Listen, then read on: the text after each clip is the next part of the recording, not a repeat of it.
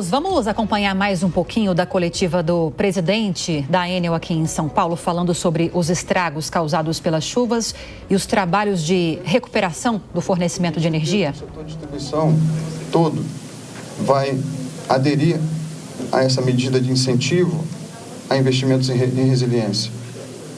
Eu falo incentivo porque a gente precisa botar mais recursos em resiliência. Mas isso sozinho não vai resolver o problema. Essa é uma das medidas. Que outras medidas? Previsão climática, eu já falei para os senhores. Que outras medidas? Medidas de adaptação. A gente acredita que a modernização dos contratos vai ser um caminho importante e a gente tem uma oportunidade agora, com o decreto, que traz elementos para fazer essas mudanças. De novo, é importante que sim, tenhamos uma melhoria de qualidade, tenhamos prestação de contas ao nosso cliente e à sociedade, mas é importante olhar para o futuro e colocar os incentivos corretos no contrato, para que seja sustentável, para que tenhamos mais investimentos, temos melhoria de fato em todos os setores de distribuição de energia. O setor de distribuição é um setor muito importante para o Brasil, e nesse momento precisa ser olhado e ser mais bem compreendido.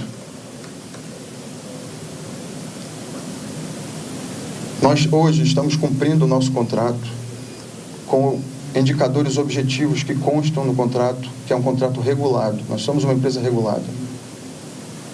Nós não podemos fazer qualquer investimento na nossa rede. O nosso contrato diz que tem que ser um investimento prudente, não pode ser qualquer investimento. Eu não posso fazer qualquer coisa que eu queira no meu contrato. Eu tenho regras claras do que eu posso fazer e o que eu não posso fazer. E isso é importante que todos saibam.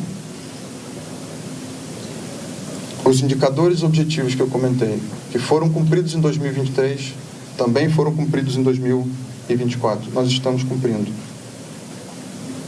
Os eventos climáticos não estão previstos nos nossos contratos.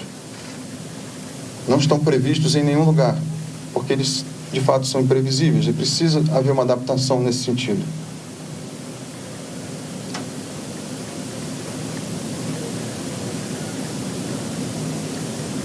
Acreditamos que isso é possível e estamos no momento para fazer isso. Também queria comentar, especificamente no caso de São Paulo, mas também em outras distribuidoras. Em grande parte, o Brasil foi constituído e tem energia hoje chegando a todos os lares porque ele foi construído com base em rede aérea. Rede aérea está suscetível a eventos climáticos extremos e grandes impactos. E isso faz com que as redes aéreas, no caso de São Paulo, foram construídas e ao longo da história árvores foram plantadas muito próximas a essa rede. Em São Paulo, isso é notório. Com os eventos climáticos que estão ocorrendo, nesse momento, as redes estão atingindo fortemente as árvores. E as árvores têm atingido a nossa rede de maneira muito intensa. Eu fui num evento, numa ocorrência que ocorreu nesses últimos dias, e uma só árvore derrubou 5 postes. Porque ela cai em cima do cabo, e o cabo arrasta esses postes ao chão. E quando a gente chega com as nossas equipes para trabalhar, muitas vezes o acesso a gente nem consegue chegar. Os senhores tiveram dificuldade de circular na cidade durante esse evento, em vários momentos. Nós também com as nossas equipes. Um evento como esse requer 7 caminhões pesados. Cada caminhão com 5 a 7 eletricistas. E demora entre 6 a 8, às vezes até 24 horas para ser restabelecido um trecho, que pode ser pequeno. Isso aconteceu muitas vezes, de forma intensa. E só para dar alguns elementos dessa intensidade, nós tivemos 17 linhas de alta tensão que foram impactadas, com 6 que tiveram interrupções de clientes. Nós tivemos 11 subestações. O ano passado a gente não teve nenhum impacto em subestações. E com relação aos postes, a gente teve já contabilizado até agora 40% a mais de postes caídos do que o ano passado.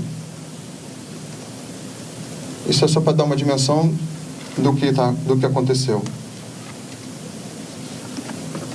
Nós precisamos trabalhar em conjunto, de novo, olhando para a adaptação, olhando para o longo prazo e olhando para a colaboração. A palavra aqui é colaboração, para endereçar a questão das árvores próximas às redes. Esse não é um problema só de São Paulo, esse é um problema de todas as distribuidoras do Brasil.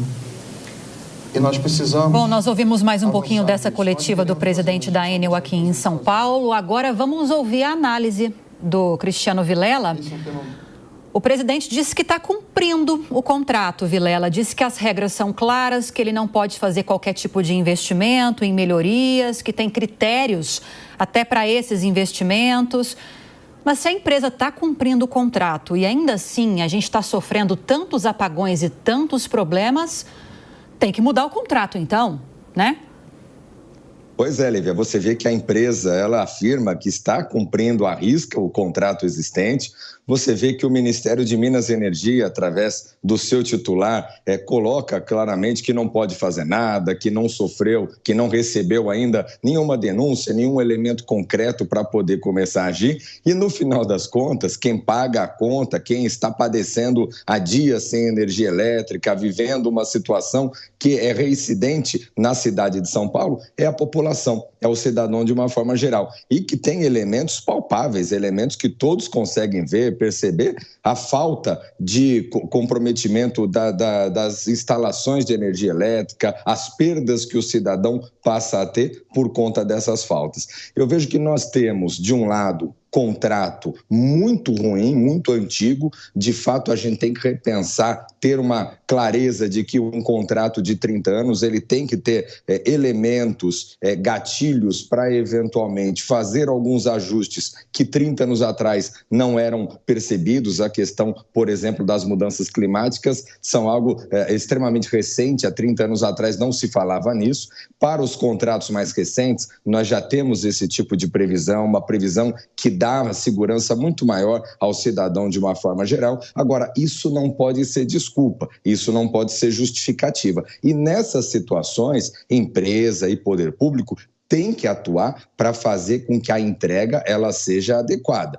A gente não pode normalizar, especialmente no momento como esse que estamos vivendo, por conta de mudanças climáticas, onde nós vamos passar a ter um número maior ainda de eventos como esse, de grandes chuvas, de grandes vendavais como esse, e a gente não pode achar que isso é normal. Temos que encontrar caminhos para, eventualmente, fazer com que haja mais investimento e esse tipo de situação não vire rotina.